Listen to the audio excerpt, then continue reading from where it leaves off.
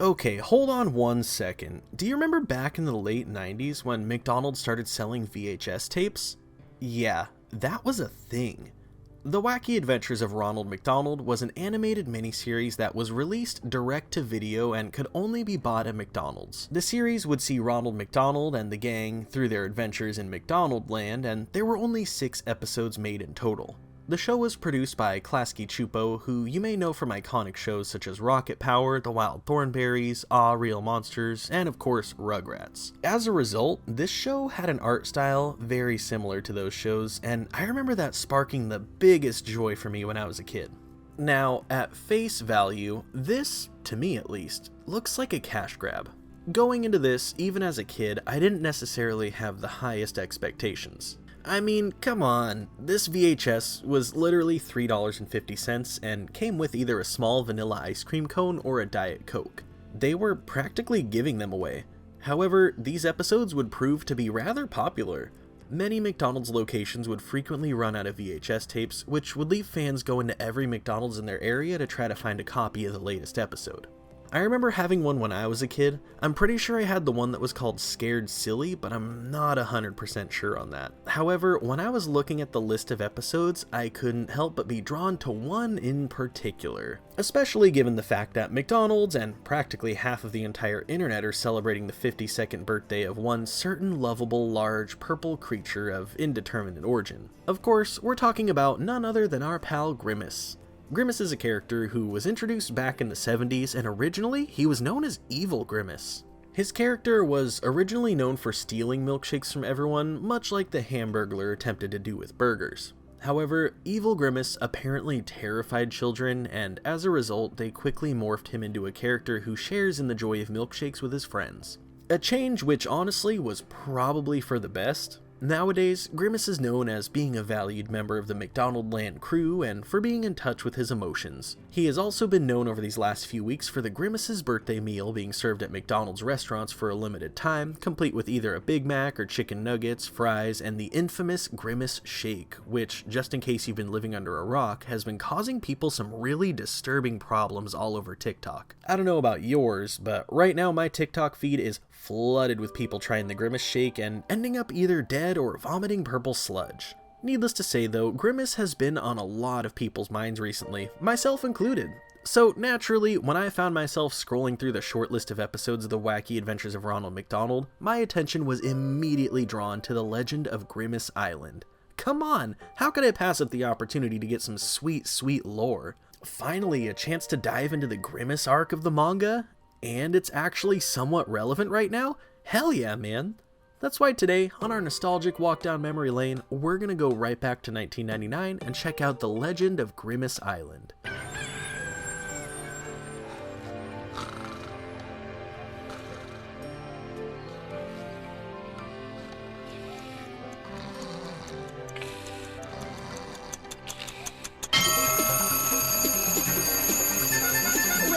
Wake up, it's another day. Time to get going, less sleep when we can play. Good morning, Sunday. Good morning, Ronald. Okay, hold on. I'm just gonna put a stop to this right now and save you all the headache that is the intro sequence to this show.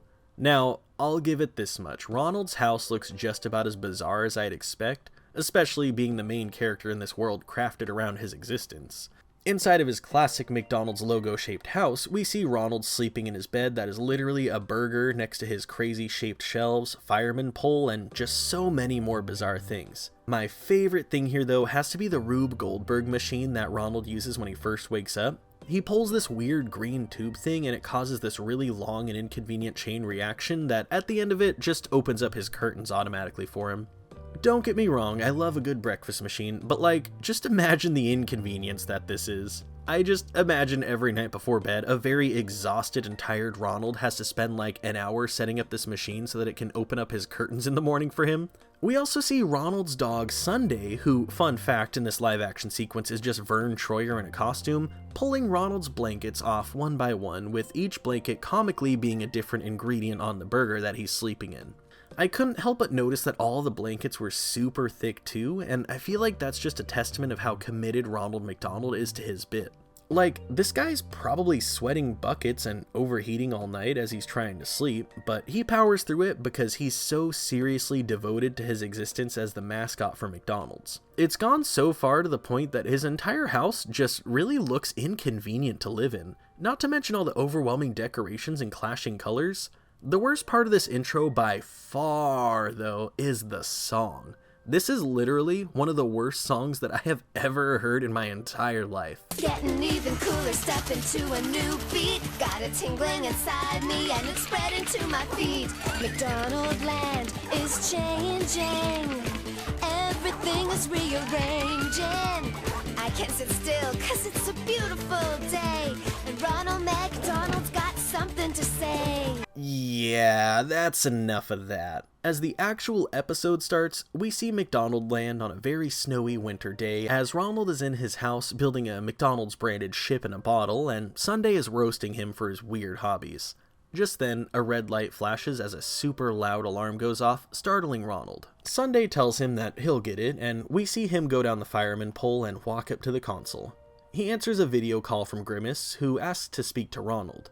I gotta point out, I'm honestly not surprised that even Ronald McDonald's phone isn't normal. Like, this crazy alarm goes off with flashing lights and everything, and it's literally just a phone call. Seems overkill to me, but super fitting for Ronald's obnoxious character. Sunday shouts for Ronald to come talk to Grimace, and we see Ronald fighting with the ship in a bottle that at this point is stuck on his finger, as he goes down the fireman pole to talk to Grimace. As he sits down, Grimace tells him that he got a letter in the mail. Ronald asks him what the letter says, and Grimace says that he doesn't know yet because he hasn't opened it, he's just been looking at it. This is the exact moment when I was struck with the realization of just how obnoxious Grimace is. This dude checked his mail, got a letter, and just sat there staring at it. Then he decides that this is so exciting that he's got to call Ronald McDonald and tell him all about it without even knowing what the letter says. I don't want to knock Grimace too hard, I mean it's his birthday, come on, but geez, does he have me face palming so hard right now. Grimace opens the letter and he reads it to Ronald and Sunday. Dear Grimace, we need your help. You're our only hope. Save us, please. There's a treasure if you do. Signed, all the Grimaces of Grimace Island. Grimace Island? Yeah, it's the original home of all the world's Grimaces. A great big island that's been lost for hundreds of years. Lost Grimaces. Why am I not surprised? And now they need my help. Grimace says that this sounds way too scary, but Ronald says that all of the gang will go with Grimace so that he doesn't have to face this journey alone. Ronald tells Grimace to meet him at the McDonaldland dock in 5 minutes. Meanwhile, Ronald makes a phone call to Birdie and the Hamburglar and asks them if they can help. He tells them to grab their new friend Franklin and to meet them at the docks. Grimace Island, here we come! Do you think we could ever just have a normal adventure? Hello, little dog has a question.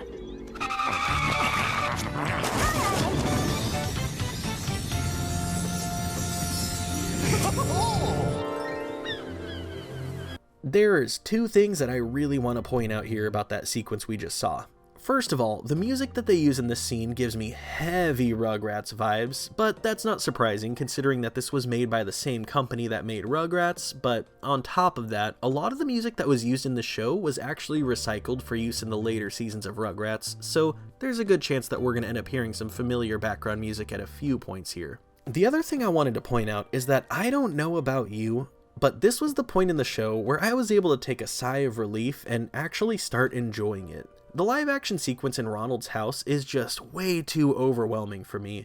There's just so much going on, so many clashing colors, and it just kind of felt cluttered with all of Ronald's crazy decorations and junk. That, combined with the absolute potato quality of live action shows back then, it was just kind of overstimulating. However, I wouldn't expect much less from a fast food clown. We see Ronald and Sunday make a crash landing at the docks of McDonaldland.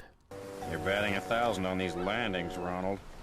Sorry about that, pal. I'll get it right next time. But now, one ship. Just add water.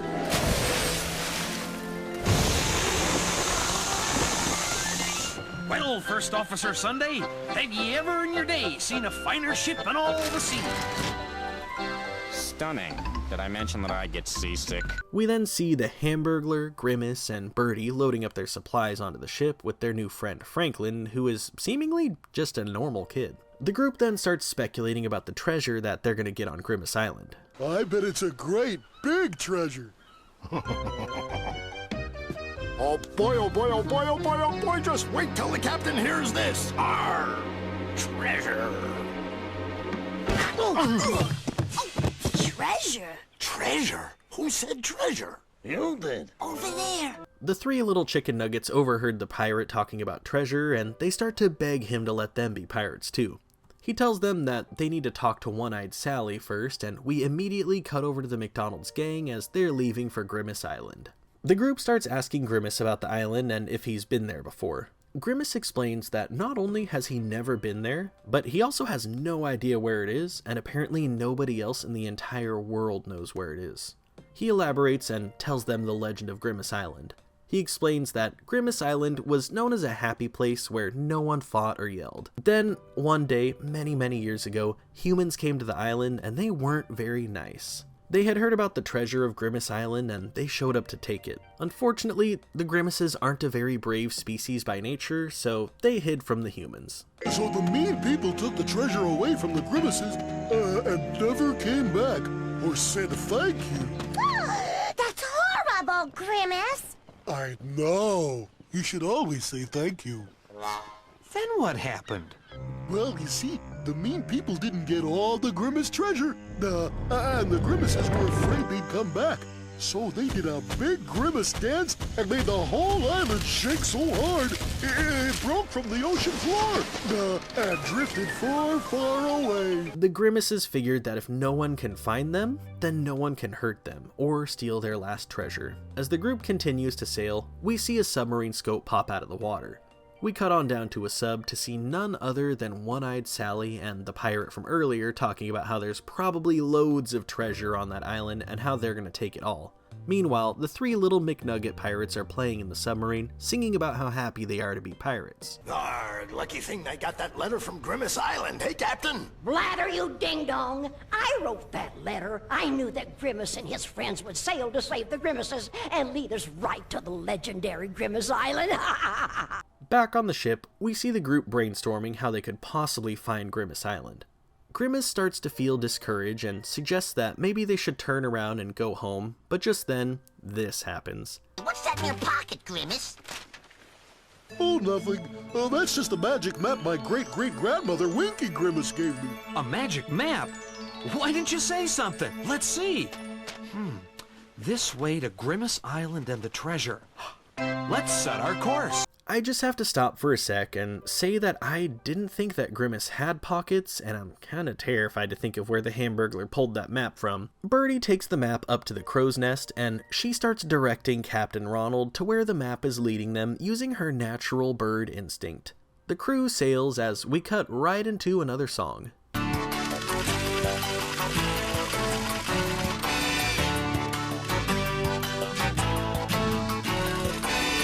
South to sail the sea. I don't know, but it worries me. We've never tried this thing before. That's just what adventure's for. Setting south to sail the sea. How exciting it will be. Wind and sky and majesty. Setting south to sail the sea. Avasti, mateys, man your post! Now, I will say this much, it's not great, but at least the song isn't anywhere near as bad as that intro song was. Like, this one isn't great by any means, but at least it doesn't make me want to Van Gogh myself. As the group continues sailing, we see them encounter issue after issue. They end up being picked up by an angry whale who shoots water out of his blowhole and sends their ship flying off into the distance. After that happens, a massive thunderstorm breaks out of nowhere. Ronald gets the idea to go up to the crow's nest and to give a huge blow, and that should send the whole storm elsewhere, but as soon as he gets up to the top, he gets struck by lightning and thrown overboard. Everyone starts to panic as the ship is taking on heavy waves without a captain. They look around, but Ronald is nowhere to be found. Then, out of nowhere, he's seen flying on some sort of hang glider contraption that looks kinda like Aang's air glider from Avatar: The Last Airbender. He starts getting close to the ocean, so Grimace throws him a life preserver, but unfortunately, Grimace falls overboard in the process. Hello, Grimace! Mind if I catch a ride? No problem, Ronald. Hop right on. Thanks, Grimace. You're standing on my ticklish spot. Do you surf, Grimace? I don't think so, but I can learn. Before we continue, just really quick, I have to take a sec to point out how obnoxiously thick that they animated Ronald in this show. Like, regular live-action Ronald isn't necessarily gaunt by any means, but he's closer to a thin build with a very large, flowy costume. However, in this cartoon, on the other hand, he got them cheeks and thick thighs. I know it's not exactly relevant here, and I'm sorry, I just couldn't ignore it. Things start to get really weird after that. Ronald rides a giant wave in the storm, and out of nowhere, we transition to a montage of everyone singing about how Ronald is a surfing king.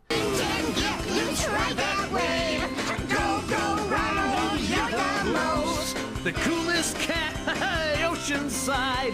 Go, go, Ronald, take that ride. I'm a surfing king, I can do about anything. Shoot that girl. Oh, this is cool. Hang ten, get loose right that way. Go, go, Ronald, you're the most. Not gonna lie, that song is also pretty terrible, as is pretty much every other song in this episode has been so far. But, like, the sequence overall was just kind of odd. Like, 1 second it's stormy, and next thing you know it's a beautiful day and everyone's rocking out and water skiing. Then, all of a sudden, next thing you know, the song comes to an end, and we cut right back to One-Eyed Sally and her right-hand man Blather as he's looking through the telescope. It's all wind and rain and waves, and some guy surfing on a Grimace. Surfing a Grimace? We hit something. Hello down there. Anybody home? You let him find us, he's in cold poop. Hey, shake him loose. Man your stations!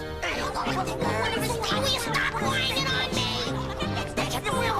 I just gotta point out at this point, Blather says that there's some guy riding on a Grimace, but like, shouldn't they know who Ronald McDonald is? They literally live in McDonaldland.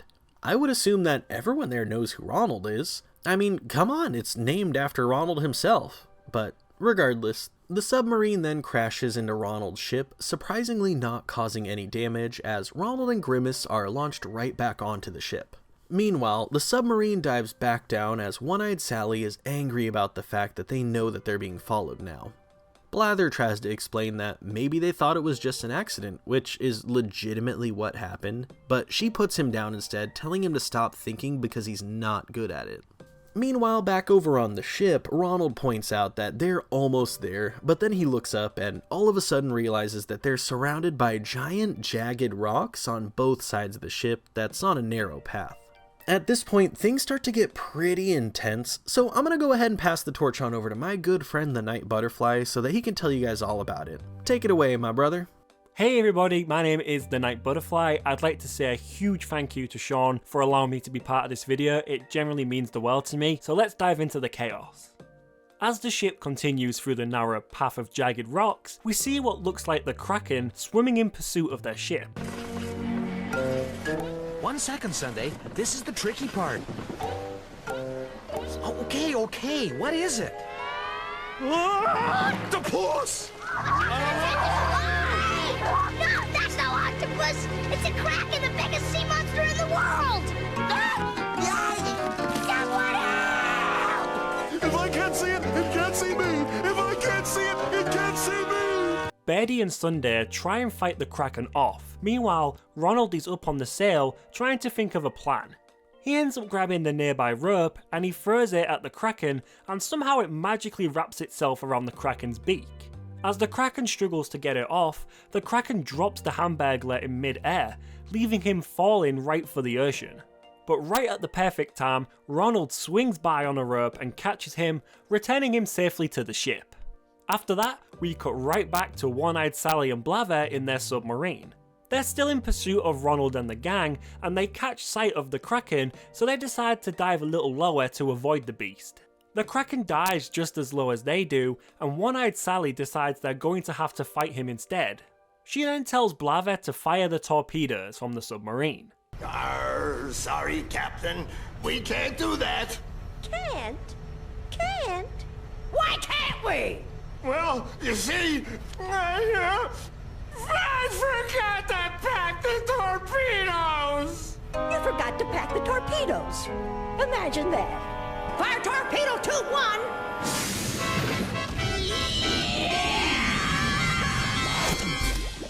After the Kraken then spits Blather out, we see him on top of the submarine and he's begging Sally to let him back into the submarine. Thankfully that's the last we see of the Kraken, as after that we cut right back to Ronald and the gang on their ship, and now that we're past all that chaos, I'm going to pass the torch back over to Shawn. Thank you once again Shawn for letting me be in the video, and take it away dude. I gotta give a huge thanks and shout out to my friend TheNightButterfly for being willing to carry the torch while things got super intense. Be sure to check out his channel and subscribe if you like what you see.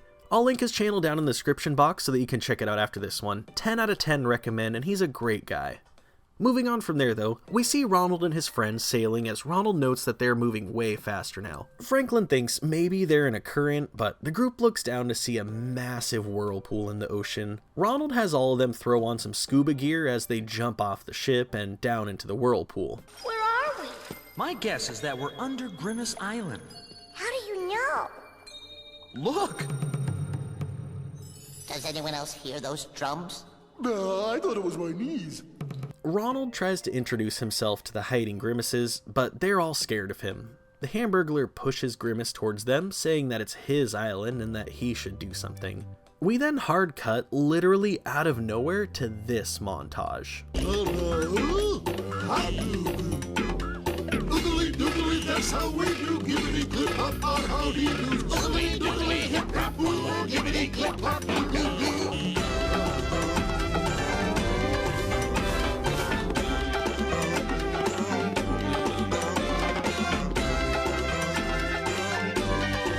Okay, first of all, how did they just immediately teleport from that weird underground cave to the top world? Second of all, is it just me, or does this whole episode feel like some kind of weird, freaky fever dream or something? Honestly, this whole episode is kind of a trip, and it took this obnoxious montage with the Grimaces for me to realize it. The montage ends and, oh wait, never mind, I guess they were never really up top dancing and singing? They're still underground in the cave, as the literal same exact conga line of dancing Grimaces we saw in that montage are now down in the cave telling Grimace and everyone to follow them. As everyone walks off, we see One-Eyed Sally and Blather appear in the pool of water not far behind them. Meanwhile, Ronald and the group are talking to the leader of the Grimaces, who is very upset with them. You have broken ancient Grimace taboo. No one is allowed to visit Grimace Island.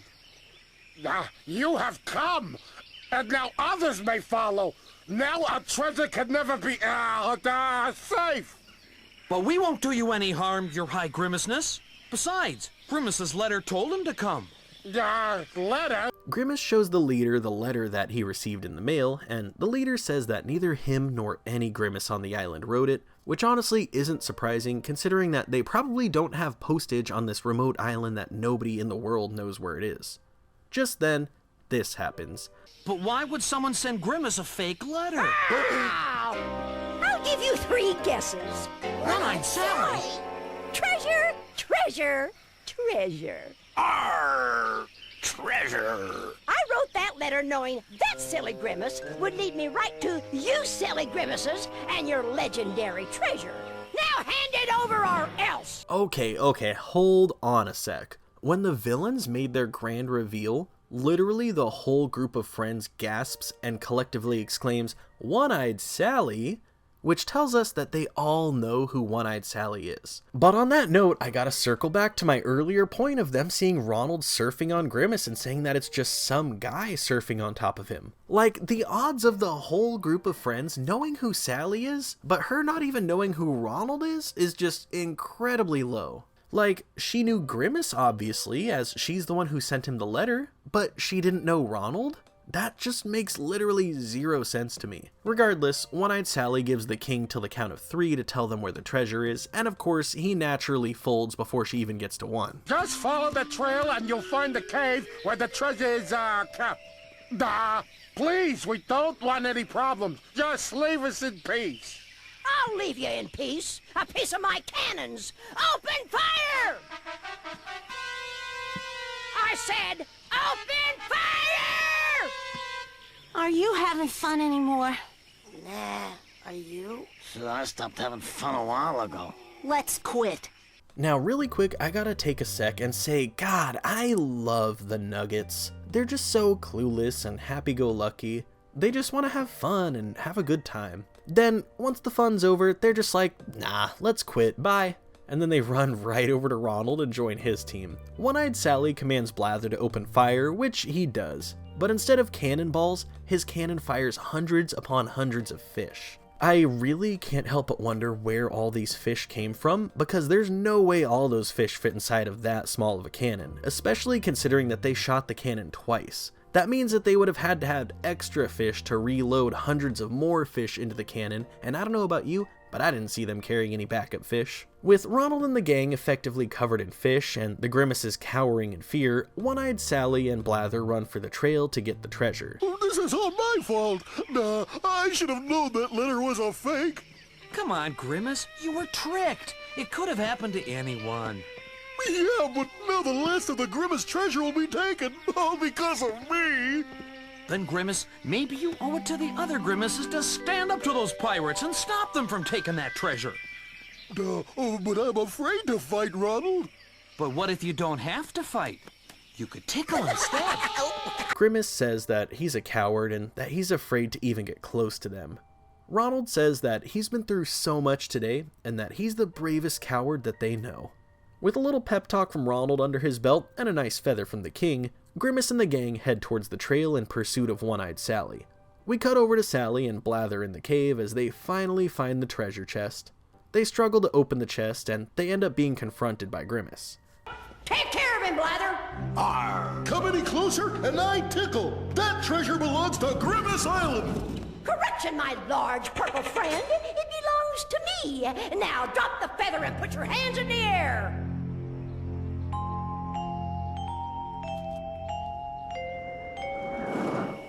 For the record, I'm not having fun anymore. Sally has all of them tied and hanging upside down as she tortures them by tickling. Grimace bravely challenges her and says that if she's gonna pick on anyone, she should pick on him. She then starts tickling him, and we quickly hear some Grimace tribal chanting approach. All of the Grimaces show up with feathers in hand, ready to tickle attack One-Eyed Sally and Blather. Having been surrounded by the Grimaces, the evil pirates decide to run back into the cave and hide. The Grimaces cut Ronald and the gang down. Ronald walks up to King Grimace to thank him, but he says that it's them that they should be thanking. He says that Grimace showed them that even if it might be a little scary, sometimes they need to rise to a special challenge. Well, I still have a job to finish. Do you think I could borrow another feather? One-Eyed Sally made me give her the other one. It's my great honor, Grimace. Who would have thought? I always knew he had it in him. That, and about 900 pounds of something else. We see One-Eyed Sally and Blather pulling the treasure chest out of the cave. Grimace and the rest of the group are standing outside waiting for them. Blather immediately starts begging for Grimace not to tickle him and apologizing. You are very rude, pirates! Please, take Blather. Let me go. I'll give you anything you want. Here's my eye patch. How would you like his wooden leg? I don't want your leg. I want you to be nice or go back to where you came from and leave the Grimace treasure alone. Or else I'll use this. I'll give you to the count of 3. Having been defeated, One-Eyed Sally and Blather head for the hills with their tails between their legs.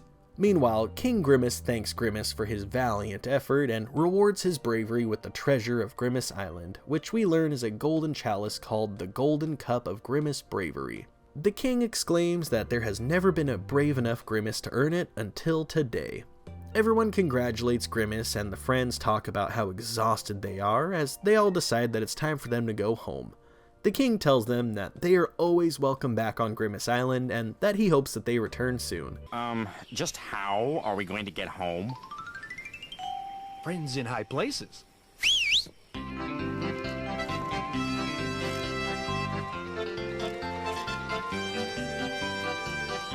didn't we think of this in the first place? Would have been a lot faster. Come on, guys. Where's your spirit of adventure? Hey, look! What do you mean you lost the oars? Blather tells Sally that the sharks ate the oars, and Sally commands him to start paddling with his hands instead. I got a question really quick. Where do they get this boat? And what happened to their submarine? On that note, what happened to Ronald's ship? You're telling me that both groups left behind their probably thousands of dollars in nautical vessels just to go through this whirlpool and never go back for them? I mean, I'll accept the cartoon logic, but like that doesn't make much sense at all logistically. The animated portion of this episode comes to an end with all of the friends happily flying off into the distance, and just like that, we're teleported right back to hell.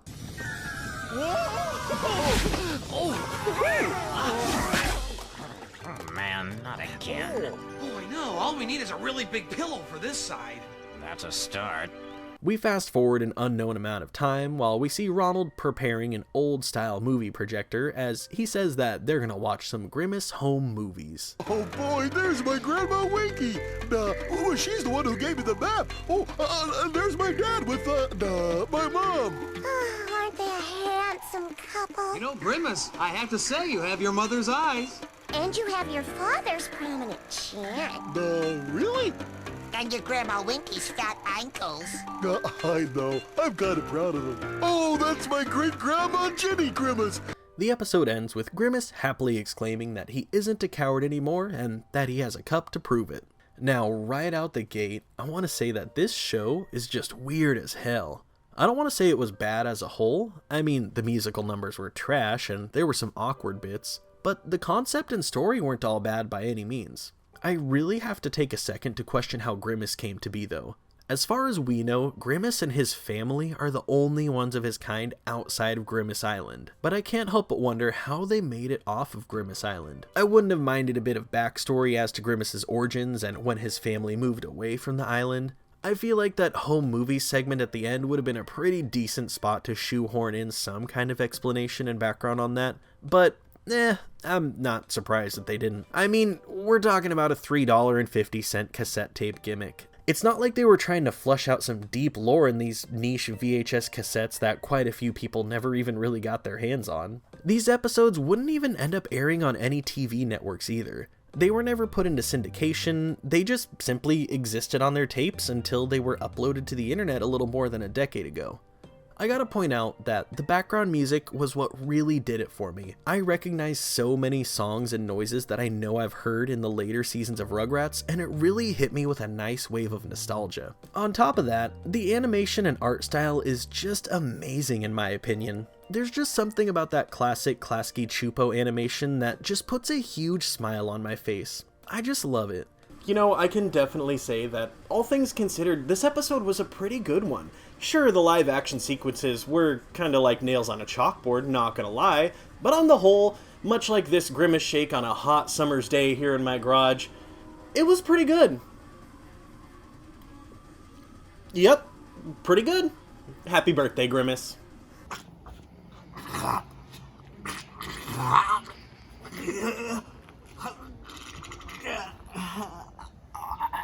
But what do you think? Do you remember the wacky adventures of Ronald McDonald? Did you have any of these VHS tapes as a kid? Let me know in the comments down below. I always love seeing your guys' feedback. You already know I gotta give a huge shout out to my patrons. You guys are the literal best, especially you guys in the 90s kids tier. If you enjoyed this video, do me a huge solid and drop a like and give praise to the YouTube algorithm in hopes that it pushes this video to everyone else. And as always, thank you guys so much for watching, and I'll see you in the next one. Peace.